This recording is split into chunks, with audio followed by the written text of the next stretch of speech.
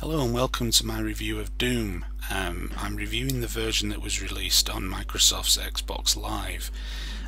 This version of the game is as near as damn it, if not the same as the version that was released on the PC back in 1993.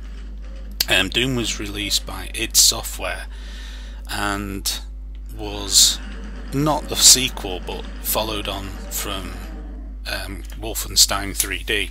Wolfenstein 3D really established the game, first-person shooter genre, as something that was viable, something that could be done.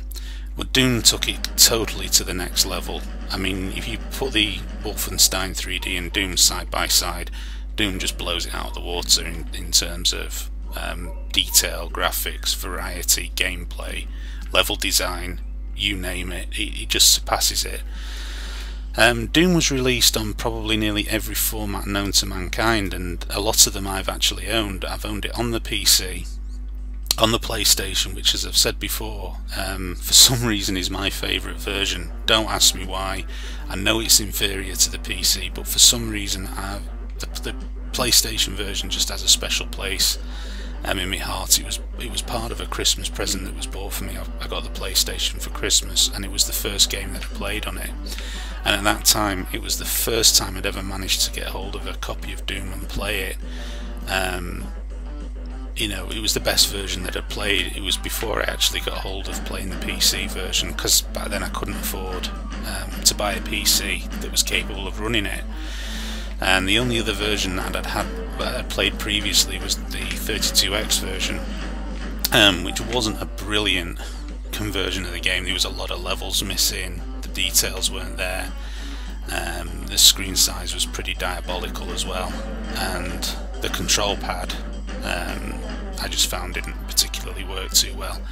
But at that point, that was the nearest I'd come to playing Doom. The reason I love Doom so much is I love the first person genre, and Doom was really the game that, I don't know, it was one of the first ones, but it also, I still to this day think it was one of the best. It just had such a great level design, some really good bad guys, some really good set pieces in it as well. There's secret bits to the game that you can unlock.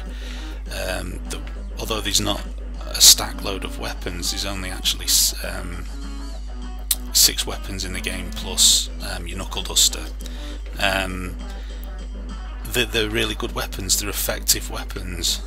You know, I wouldn't say, apart from your knuckle duster, which actually becomes useful when you pick up a berserker pack in the game, none of them are useless. They've all got a part to play. Even the pistol at the beginning of the game is really useful for conserving weapons, conserving ammunition when you're fighting against some of the weaker guys. The game itself, going back to why I like it so much, it's just very, very playable.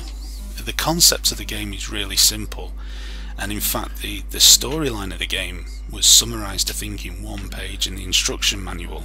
You're a Marine who's sent to Mars to find out what's happened to the colony there of scientists who've been experimenting in portal technology, and they've inadvertently opened the doorways to hell, and these demons have come through, and you and the rest of your buddies are sent to Mars to find out what happened. All your buddies end up dead, or turned into sort of zombified, mindless demons themselves, and it's up to you to go there and find out what happened.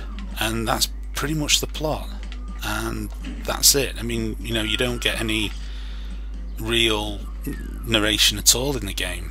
You just go from one level to another, shooting things and picking things up, and that's why I find it so addictive. That's why I find it, I can just go back to Doom and keep playing it and playing it and playing it, no matter really what format it's been on. I mean, I've even had this game on the Game Boy Advance, and that wasn't that bad either. It was a pretty good conversion as well.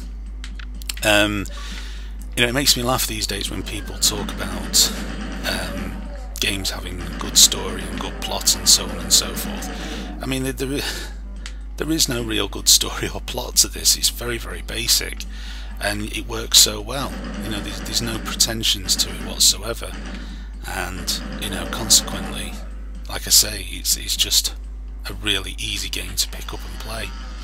So I'm going to quickly talk about some of the weapons in the game. You can see here I've just picked up the iconic chainsaw, which is a great melee weapon. Again, if you're struggling for ammunition, you can load this thing up and then, like it says, go and carve some meat, and as you can see, it's a really powerful melee weapon. I wouldn't advise using it against some of the bigger guys like the Barons of Hell and Hell Knights or whatever, but certainly against these type of guys, and against the pink fluffy demons, as I call them, that don't have any kind of ranged attacks, the chainsaw is really useful. Other weapons include the pistol, which you can see here, a shotgun, a Gatling gun, a minigun type of thing, a plasma gun, and of course the BFG 9000, which I'll show you later on. Now, the further you get through the game, the sort of, how can I describe it, the feel of the game starts to change. It goes from a military base to a more demonic type of setting. As you can see here, this kind of looks a bit like a castle. It's actually still part of the base itself, but you know, slowly but surely the demonic elements are taking over. You can see there's an inverted cross, and if you go through that inverted cross too slowly, it actually takes health from you. There you go, it just takes 10 health off you. It's just great little touches like that, you know, that make this game so great. I mean, you have to remember, you know, this game is somewhat 17 years old now, and you know, I still think it stands up today. Obviously graphically it doesn't, but gameplay wise it certainly does. It's fast, it's frenetic, and there's some really varied bad guys. Here's a bit more. This is the Cyber Demon. A Cyber Demon is an absolute bastard and there's no other way to describe it. You do not want to let this guy cut loose on you. He has a rocket launcher for an arm, he knows how to use it, and he just keeps firing loads of rounds. You've got to be on your toes, you've got to use the strafe, got to keep ducking behind the columns and what have you, and keep watching your health, because a couple of hits from his rockets and you are flying across the screen backwards. That's it. I've had 2 hits, but I had a lot of health. I mean, I don't think I'd survive another hit from him. So you kind of got to position him so you're sort of doing this to him, so he can't get a lock on, and there you go, bye bye. And this is the BFG 9000, which I'll just quickly put away while I get rid of the annoying screaming skulls which do my head in. And this is just an area effect weapon, as you can see. It's like a fire and forget. I mean, it will wipe everything out with one hit apart from the really big bad guys. It is a truly phenomenal weapon, and you know, it's just part of the iconic weapons in the game. And that's the thing with Doom, it was such an iconic release. I mean, I know there are people might point to other games at the time that were better, but without Doom, I think it's fair to say that a lot of the games that came out sort of not immediately after, but you know, sort of 2 or 3 years after it, would not have been as good. You know, it was the daddy of first-person shooters. It introduced a lot of elements that previously hadn't been seen.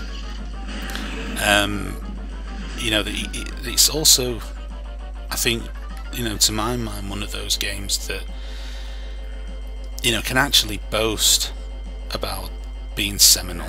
There are some games that get that accolade given to them and they don't really deserve it, but Doom really was a genre-defining title, and I absolutely love it. I think it's one of the best games ever. Just to quickly talk about the multiplayer in this version, it's very, very basic. You just get the split screen. You can go on Xbox Live and it's just deathmatch or cooperative. Very, very simple and straightforward. And that's it. Anyway, I hope you enjoyed this review, and I'll be back with Doom 2 very soon.